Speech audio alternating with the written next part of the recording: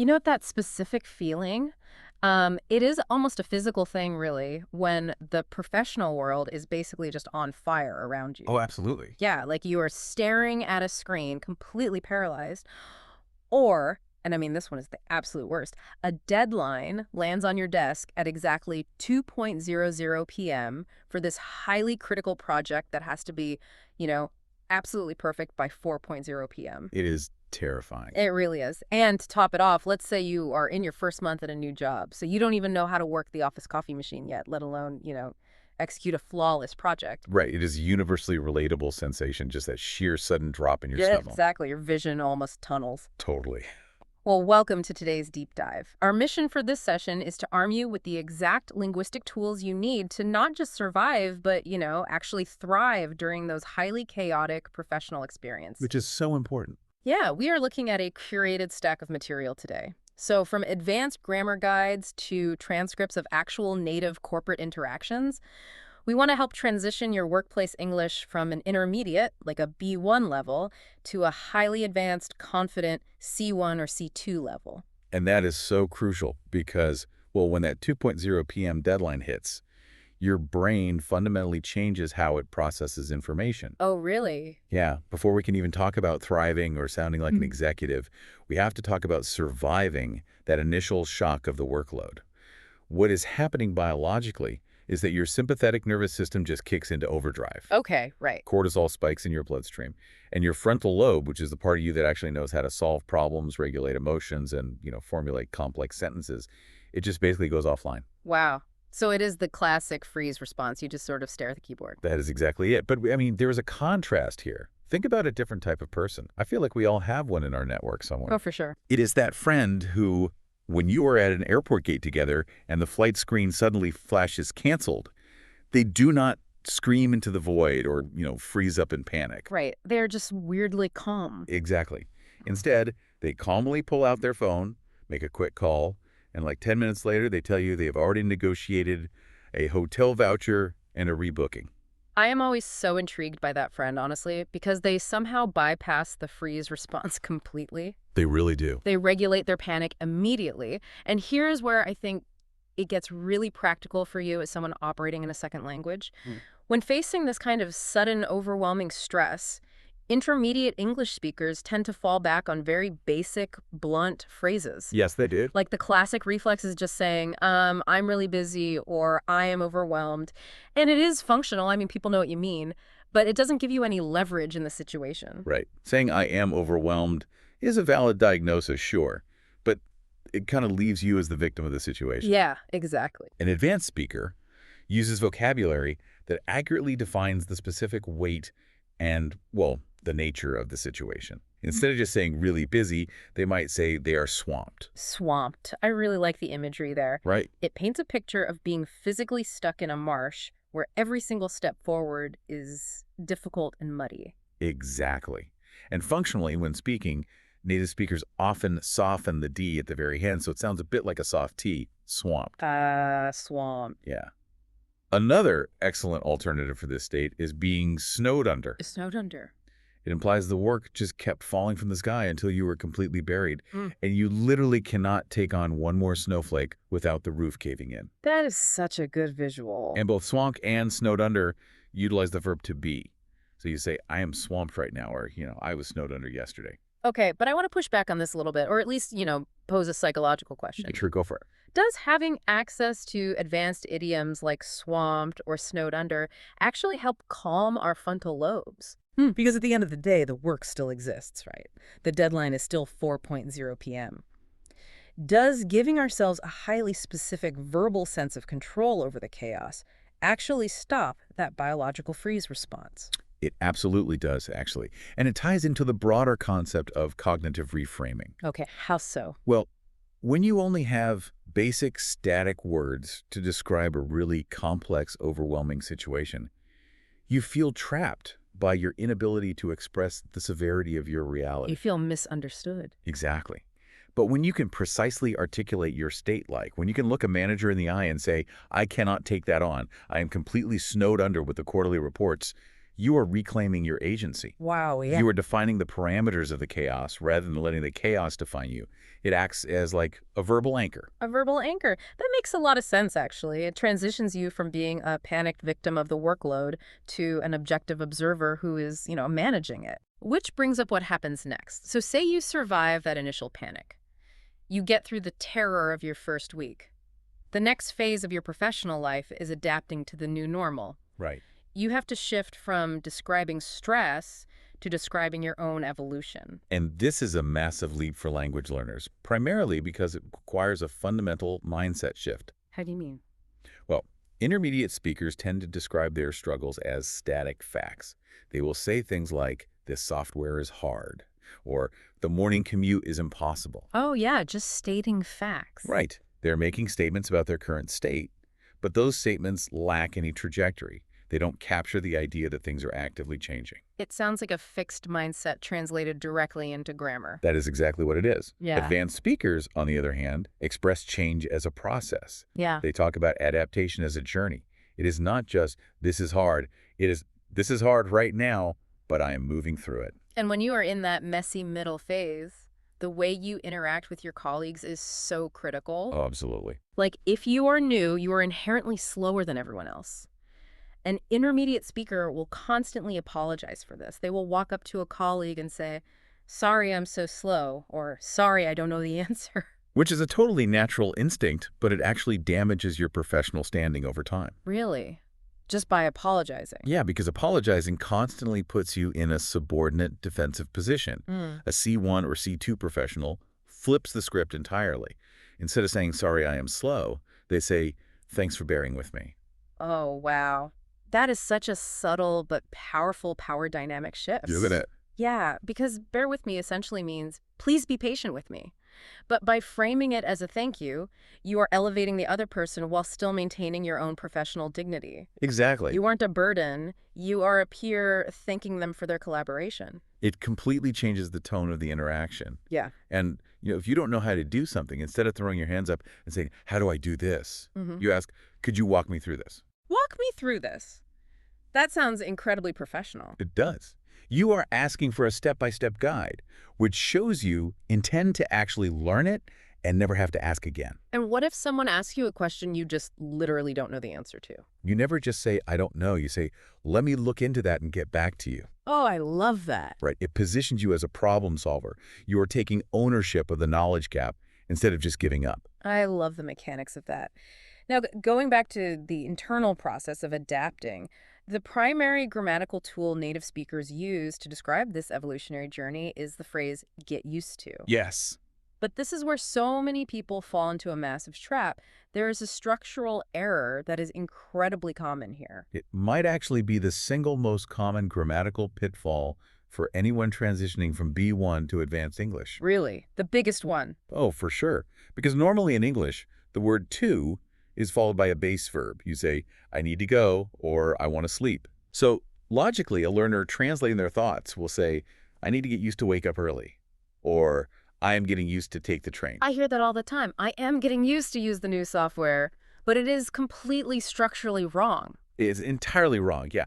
And let's break down exactly why it is wrong, because understanding the mechanics will stop you from ever making the mistake again. Okay, let's hear it. So the word "to" actually has two completely different jobs in English. Sometimes it is an infinitive marker, which is just a grammar term meaning it connects to a verb like "I want to run." Okay. But its other job is to be a preposition. Like the words in, on, or at. Exactly. And prepositions point to things. They point to nouns. Mm. If I say I am pointing to the car, the word "to" is a directional arrow pointing at a noun. Right, the car. Yeah. So in the phrase "get used to," the word "to" is actually acting as a preposition. It is pointing at the thing you are adapting to. Yeah. Therefore, whatever follows it literally must be a noun. Ah, okay. So you can say, I am getting used to the cold, because the cold is a noun. That works perfectly. Right. But what if you want to use a verb? What if the action is waking up? You have to turn that verb into a noun. Exactly. And in English, we do that by adding ing, creating what is officially called a gerund.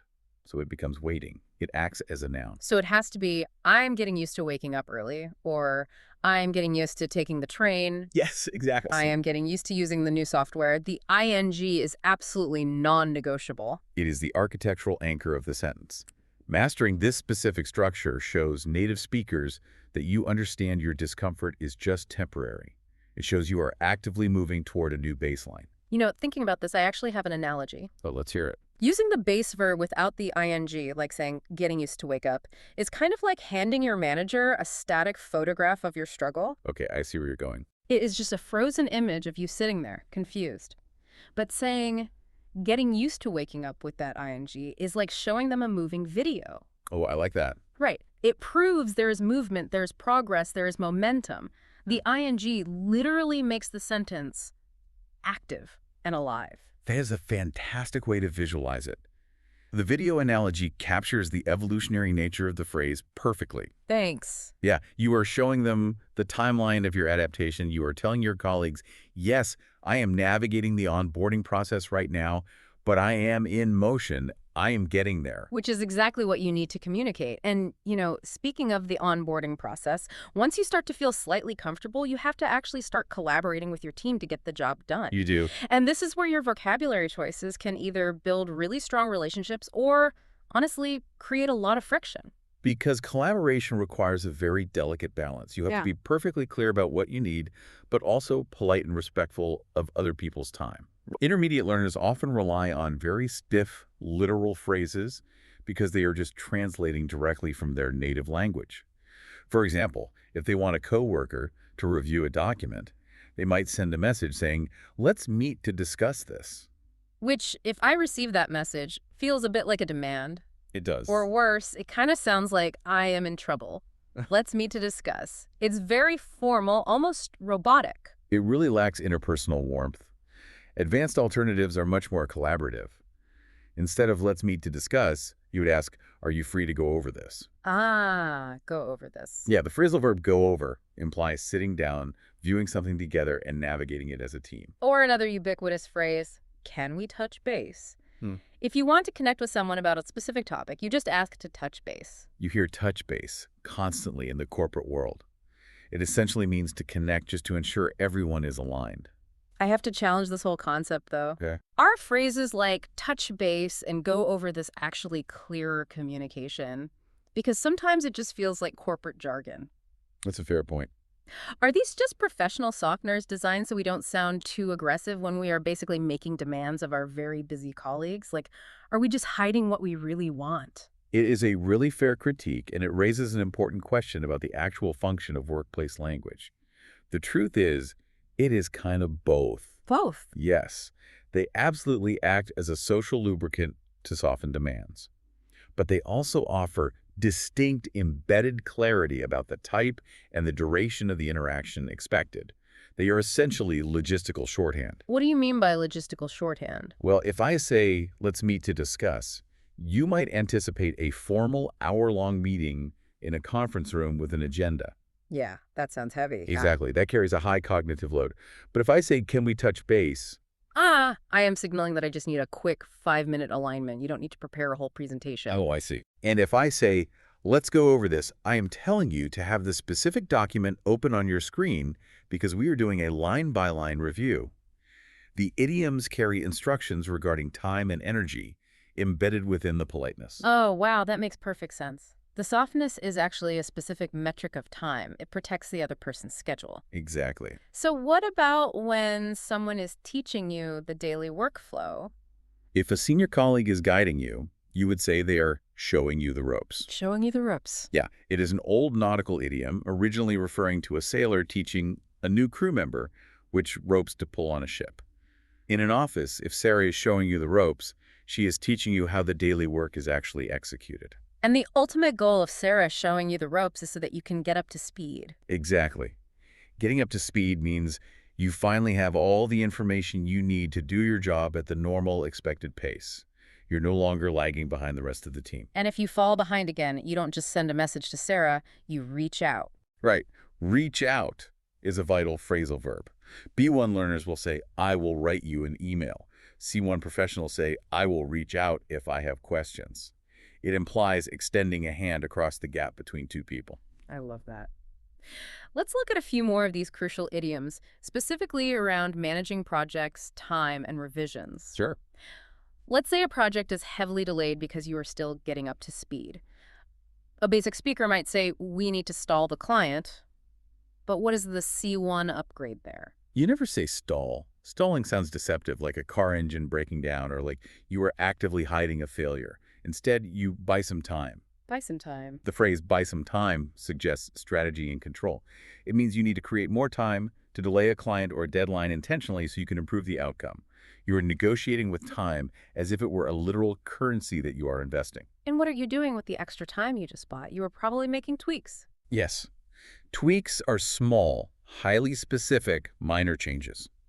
If a manager asks you to adjust the formatting on page 3 and rewrite one headline, they are not asking for a rewrite. They are asking for tweaks. And once you execute those tweaks, And then the project is good to go. good to go. It just means it is ready to be shipped, published, or sent to the client. With a few tweaks, the project is good to go.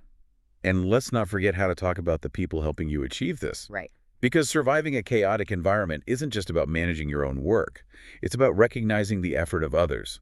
If a coworker is working alongside you and everything is going wrong, the servers crash, the client is angry, but they persevere through the hardship without complaining, you call that person a real trooper. A trooper, someone who endures difficulty. Exactly. And when you have a trooper on your team who helps you get up to speed, you need to acknowledge them. The advanced idiom here is that you give them props. Yes.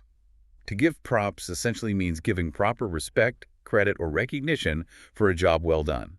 You have to give them props for handling that client. Give them props. And grammatically, native speakers almost never enunciate every single letter there.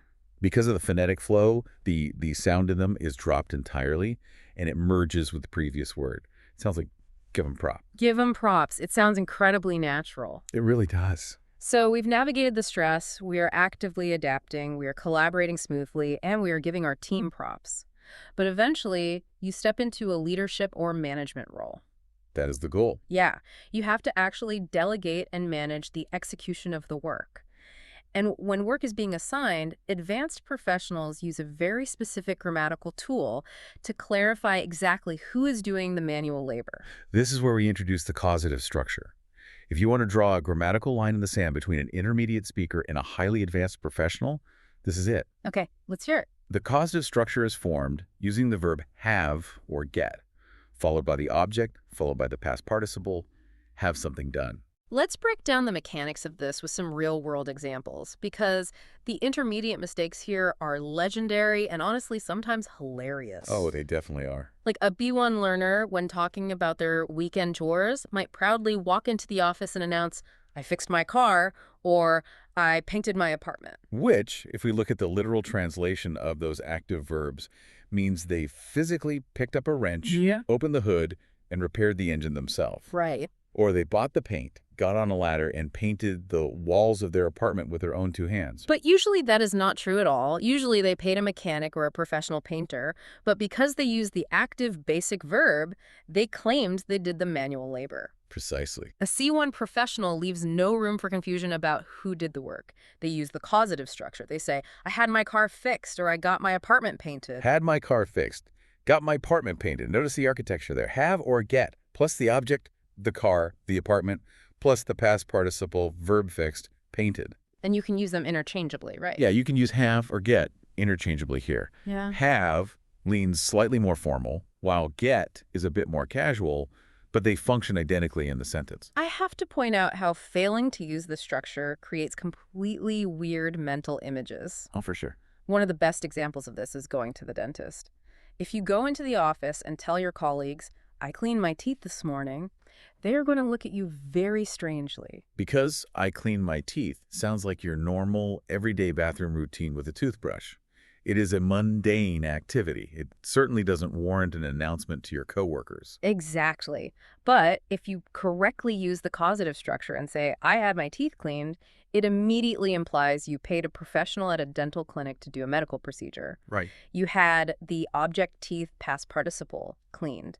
It is such a small shift in word order, but the visual difference between brushing your own teeth and sitting in a dentist's chair is massive. And if we connect this back to the workplace, precision and delegation is everything. How so? Well, let's say a senior manager asks about a broken laptop.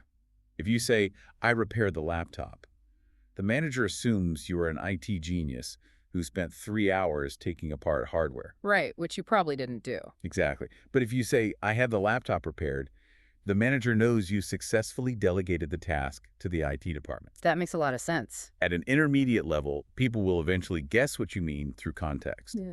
But at a C1 or C2 level, you are precise. You eliminate the weird mental images, and you leave absolutely zero room for confusion regarding who is doing what. We have covered some serious ground today. Let's just recap what you, the listener, have just gained from this deep dive. Good idea. Because you haven't just memorized a random list of corporate vocabulary.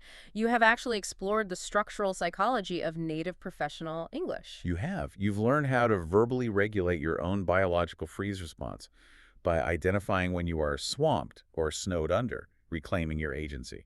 You've learned how to express your adaptation as a dynamic, moving video rather than a static photograph by understanding the prepositional mechanics of getting used to with an ing verb. Yes. You know how to gracefully say, thanks for bearing with me, to maintain your professional standing. You've decoded the nuanced idioms of collaboration, like how to touch base to protect time, how to get someone to show you the ropes so you can get up to speed. Exactly. You know how to buy time, make tweaks, and give props to the troopers around you.